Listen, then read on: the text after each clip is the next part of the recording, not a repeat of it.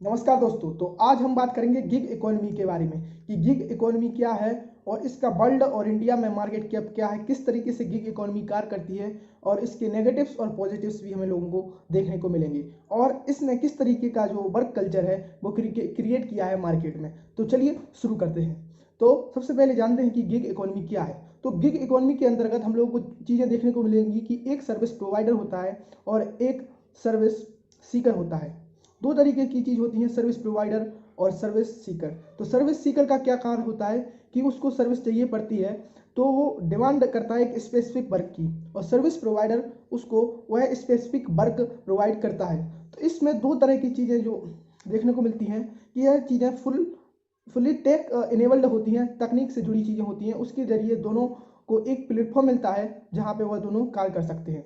तो जो short term basics पर यह कार्य किया जाता है गिग इकोनॉमीज में, इसके अंतर्गत जो वर्कर्स हैं वो सेल्फ एम्प्लॉयड होते हैं और फ्रीलांसर्स होते हैं और इंडिपेंडेंट रूप से वो कंट्रीब्यूट कर सकते हैं जॉब में और वो पार्ट टाइम वर्क भी कर सकते हैं। तो इस तरीके से चीज़ें चलती हैं। इसमें जो सर्विस एडॉप्टर होता है उसको क्या फ़ायदा होता है कि वो फालतू के जो चार्जेस रहते हैं कई प्रकार के जो जॉब के दौरान उसको अपने एम्प्लॉय को देने पड़ते हैं उससे बच जाता है। दूसरी चीज़ की फ़ायदा जो सर्विस जो प्रोवाइड करने वाला होता है उसको क्या होता है कि वो अपनी 9 to 5 जॉब की बजाय अब वो फ्री है, इंडिपेंडेंट रूप से वर्क कर सकता है और फ्रीलांस कर सकता है अपने जो उसका स्किल लेवल है उसके आधार पर। तो इस तरीके से एक गिग इकोनॉमी बनती जा रही है जो कि कोरोना पैंडेमिक के समय बहुत ही ज़्यादा इंक्रीज हुई है। तो इसमें अब जो फ़ायदा मिलता है वो दोनों को भी होता है कि कस्टमर को भी होता है और उस कंपनी को भी होता है, क्योंकि कस्टमर अब अपने हिसाब से वो चीज़ें दे सकता है और जो सर्विस प्रोवाइडर्स होते हैं उनको भी एक इंडिपेंडेंट वर्क करने की आज़ादी होती है। तो अभी हाल ही में गिग इकोनॉमी से रिलेटेड ट्रेंड क्या चल रहा है, तो इसके ट्रेंड में हम देखेंगे कि जो गिग इकोनॉमी है उसका जो ग्रोस वॉल्यूम जो जनरेट हुआ है 2018 में वो है $204 बिलियन। इतना ज़्यादा जो gross volume world wide generate किया है गिग इकोनॉमी ने। तो और उसमें भी सबसे ज़्यादा इसने 50% जो कि जनरेट किया है वो ट्रांसपोर्टेशन बेस्ड सर्विस कंट्रीब्यूशन से जनरेट किया है। तो इस तरीके से चीज़ें हम लोगों को देखने मिलती हैं और कहा जा रहा है कि जो गिग इकोनॉमी है उसकी ग्रोथ है वो 70% CAGR है। तो जो कि भविष्य में जनरेट करेगी जो $455 बिलियन 2023 में जनरेट कर सकती है गिग इकोनॉमी। तो एक बहुत बड़ी इकोनॉमी भर के उभरी है और ऐसा नहीं है कि विदेशों में ही ये इकोनॉमी उभर के सामने आई है। दिल्ली और बेंगलोर भी इसमें पीछे नहीं है। पहले बेंगलोर सबसे आगे था लेकिन अब दिल्ली सबसे आगे आ गई है। पिछले जो फाइनेंशियल ईयर है उसमें फर्स्ट हाफ में जो 88% ग्रोथ देखने को मिली है दिल्ली में गिग इकोनॉमी के अंदर, और जो बेंगलोर में जो ग्रोथ देखने को मिली है वो 22-30% के आसपास देखने को मिली है।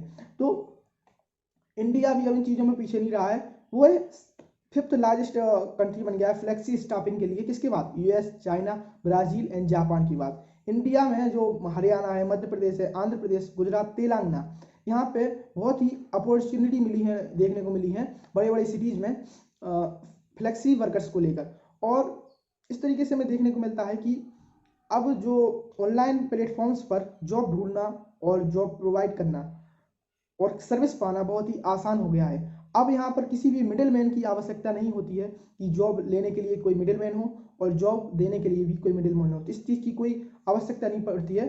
तो यहाँ पे एक रिसर्च आई है सामने, द मैकिन्जे ग्लोबल इंस्टीट्यूट ने मेंशन किया है कि जो US GDP है वह 2.3% ग्रो करी है इस वजह से, जो गिग इकोनॉमी की वजह से वहाँ पे 2.3% का ग्राफ अप हुआ है उस US GDP में, और उसके इक्विवेलेंट जो अदर GDP है वो 2.7% ग्रो करी है।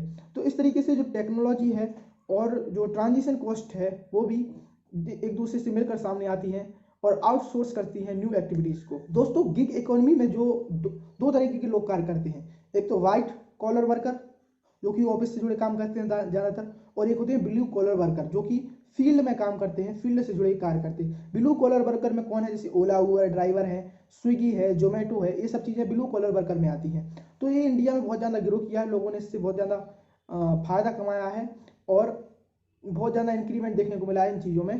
स्विगी है, जोमेटो है। तो अब लेकिन एक चीज़ यहाँ पर एक सामने आती है कि क्या यहाँ पर जो वर्कर्स हैं उनकी सिक्योरिटी है? को जो एम्प्लॉय है वहाँ पे एम्प्लॉय की सिक्योरिटी है? तो इनफॉर्मल वर्क हो गया। इनफॉर्मल वर्क मतलब कि यहाँ पे ना तो आपका बीमा होगा, ना हेल्थ सिक्योरिटी होगी, ना कोई तरह की सिक्योरिटी होगी। तो एक तरीका है, एक कैपिटलिज्म से जुड़ा हुआ तरीका भी देखने को सामने, भले ही इसने बहुत ज़्यादा जॉब दी हो, लेकिन यह कहना भी सही नहीं होगा कि ये जॉब दे रहा है तो बहुत सही तरीके से दे रहा है। यहाँ पे कोई सिक्योरिटी नहीं है, वर्कर सिक्योरिटी नहीं है। तो यह चीज़ें भी हम लोग को समझनी होगी कि इस तरीके के नियम बनाए जाएँ जो कि इन लोगों को भी जो वर्कर एम्प्लॉय सिक्योरिटी होती है वो मिले। इकोनॉमी ने मार्केट गैप को कम किया है, और जो मार्केट में जो जिस तरीके की सर्विस की डिमांड होती है उससे जुड़े लोग सामने आए हैं। और जो वेब डिजाइनिंग है, लोगो डिजाइनिंग है, कंटेंट राइटर है, और बहुत सारे एनिमेशन मेकर हैं। तो इस तरीके से चीज़ें सामने आई हैं और बहुत सारी नई चीज़ें देखने को मिली हैं। जैसे इंडिया में Guru in India and Upwork in US जैसे प्लेटफॉर्म भी सामने आए हैं। गिग इकोनॉमी ने एक नए वर्क फोर्स कल्चर को डेवलप किया है। इसमें आपके पास फ्रीडम होगी और इसमें टेक्नोलॉजी से जुड़ी अपग्रेडेशन आते रहेंगे। इस जॉब में आपको वो चीज़ें सीखने मिलेंगी, स्किल फोकस्ड होना होगा आपको, और इसमें आप एडिशनल इनकम या एक्स्ट्रा इनकम भी बना सकते हैं जिसे ह्यूमन कैपिटल के रूप में जाना जाएगा। और गिग इकोनॉमी ने आपको अलाउ किया है कि आप एक मंथ में जितना चाहे काम कर सकते हैं। अगर आपको इस मंथ में 5 टास्क या 5 प्रोजेक्ट करने हैं तो वो भी कर सकते हैं। अगले मंथ में आपको 3 प्रोजेक्ट करने हैं तो वो भी आप कर सकते हैं। इसलिए आपको इस प्रकार से वर्क फ्रीडम रहेगी गिग इकोनॉमी के अंतर्गत। दूसरी चीज़ यहाँ पे देखने को मिलती है कि आप यहाँ पे मैक्सिमाइज कर सकते हैं अपनी अर्निंग को। यहाँ पे कोई सैलरी बेस्ड अर्निंग नहीं है। यहाँ पे आप अपनी अर्निंग को जितना भी चाहे उतना बढ़ा सकते हैं गिग इकोनॉमी के अंतर्गत, अगर आपके पास वो तरीके की स्किल है। तो एक चीज़ और है कि यहाँ पे आप प्रोफेशनल सर्विस दे सकते हैं। आपको बहुत सारी प्रोफेशनल सर्विस आती हैं। अगर आप वेब डिजाइनिंग के साथ कंटेंट राइटिंग भी कर सकते हैं, उसके साथ लोगो डिजाइनिंग भी कर सकते हैं, तो आप तीनों चीज़ साथ में कर सकते हैं। लेकिन वही सबसे इसका नेगेटिव क्या है कि ये इनफॉर्मल है, आपसे ज़्यादा काम कराया जाएगा कम पैसों में। कई बार ऐसा भी हम लोग को देखने को मिलता है। आपका कोई बीमा नहीं है, कोई इंश्योरेंस नहीं, और कोई सोशल सिक्योरिटी नहीं। इस चीज़ में आपको देखने को मिल सकती है। सबसे बड़ी बात, कई तरीके के फ्रॉड भी इसमें सामने आते हैं गिग इकोनॉमी के अंतर्गत। तो इससे क्या हो रहा है कि एजुकेशन लेवल पर टेक लिटरेसी इसमें बढ़ती जा रही है, और फ्यूचर में इस इकोनॉमी से बहुत ज़्यादा लोगों को फ़ायदे की संभावना है। जो गिग इकोनॉमी वाला जो फंडा आया है और जो गिग इकोनॉमी का ट्रेंड चला है, उसके अंतर्गत बहुत सारी कंपनीज हैं जो कंज्यूमर हैं वो ऑन डिमांड सर्विस पर विश्वास करते हैं, ना कि वो एक जो ट्रेडिशनल सैलरी वाली सर्विस थी उस पर विश्वास नहीं करते हैं। क्योंकि उस सर्विस में, ट्रेडिशनल सर्विस में, उन लोगों को ऑफिस चाहिए पड़ता था, एक सैलरी देनी पड़ती थी। आप काम कर रहे हैं उनके अकॉर्डिंग नहीं कर रहे हैं, बहुत बड़ी दिक्कत हो जा सकती है, वो सोच सकती थी। तो अब उन्होंने इस कल्चर को छोड़कर वर्क फ्रॉम होम के कल्चर में विश्वास जताया। वो आपसे वर्क ले सकते हैं आपके होम से, और आप उनके लिए उन्हें ऑफिस के जो पे है वो भी नहीं करना पड़ेगा, सैलरी वाला पे भी नहीं करना पड़ेगा, और आपके काम के अकॉर्डिंग वो आपको हायर करेंगे और आपको उस हिसाब से जो मनी देंगे। तो इस तरीके से जो कंज्यूमर हैं वो लोगों ने विश्वास जताया है। तो इस तरीके से फ्रीलांसर, अपवर्क जैसी चीज़ें सामने देखने को मिल सकती हैं। तो इस तरीके से बहुत अधिक फायदा हुआ है कंज्यूमर को, जो कंपनी कंज्यूमर है। और जैसे कि एग्जांपल दूंगा, जैसे किसी कंपनी को ब्रांडिंग करानी है अपने प्रोडक्ट की, तो आपसे ऑनलाइन तरीके से आपको हायर करेगा और आपको ब्रांडिंग करने के लिए पैसे देगा सोशल मीडिया पे और अदर एक्स्ट्रा प्लेटफॉर्म पर, सोशल प्लेटफॉर्म पर, जैसे फेसबुक है, इंस्टा है और गूगल है, बहुत सारे प्लेटफॉर्म पर। तो अब यहाँ पे हम लोगों को चीज़ें देखने मिलती हैं कि क्या रिलेशन है यूनाइटेड स्टेट और इंडिया की गिग इकोनॉमी में, और क्या डिफरेंस है। जो गिग इकोनॉमी के अंतर्गत रिलेशन है इंडिया और अमेरिका का, वो किस तरीके से है। तो जो इंडिया है वो अभी बहुत अमेरिका से पीछे है, लेकिन अमेरिका जो है लीडिंग फैक्टर बना हुआ है गिग इकोनॉमी के अंदर, क्योंकि अमेरिका में पहले से ज़्यादा डिजिटलाइजेशन था, इकोनॉमिक डेवलपमेंट था, और डिस्पोजेबल इनकम के लिए उसने गिग इकोनॉमी का फंडा जल्दी से अपनाया। इसलिए ज़्यादातर जो बड़ी कंपनियां हैं, ऊबर है, एयरबन है एंड अपवर्क है, वो यहाँ पे काम करती हैं। दूसरी चीज़ कि इंडिया में भी अब इस चीज़ को अपना रहे हैं, क्योंकि लोअर स्किल्ड वर्कर यहाँ पे बहुत काफ़ी है, तो गिग इकोनॉमी को यहाँ पे फ्रीलांसर के तौर पर अपना रहे हैं।